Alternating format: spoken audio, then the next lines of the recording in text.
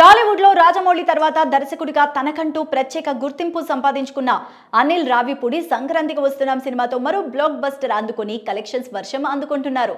మొదటి 10 రోజుల్లోనే 230 కోట్ల గ్రాస్ వసూలు చేసి ఇప్పటికీ 300 కోట్లకి దగ్గరలో ఉంది. ఇప్పటికీ మంచి రన్ తో దూసుకు వెళ్తోంది ఈ మూవీ.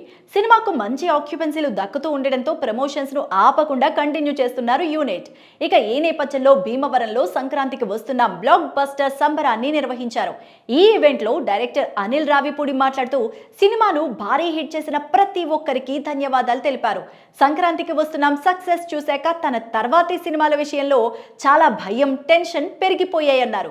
గోదావరి జిల్లాలో తన సినిమాలు బాగా ఆడతాయని, గోదావరులంటేనే మర్యాదకు మారుపేరని చెప్పారు. ఈ క్రమంలో ఆడియన్స్ ప్రభాస్తో సినిమా ఎప్పుడంటూ అనిల్ను అడగ్గా తాను కూడా దానికోసమే ఎదురు చూస్తున్నానని, మీరంతా గట్టిగా అనుకుంటే అయిపోతుందని చెప్పారు అనిల్ రావిపూడి. ఇక స్వతహాగా కామెడీ అంటే ఇష్టపడే ప్రభాస్, అనిల్ మంచి సబ్జెక్ట్తో వెళ్తే కాదనడం అనేది ఉండదు. మరి వీరిద్దరి కాంబోలో మూవీ ఎప్పుడు వస్తుందా అని గంపెడాసలు పెట్టుకున్నారు అభిమానులు.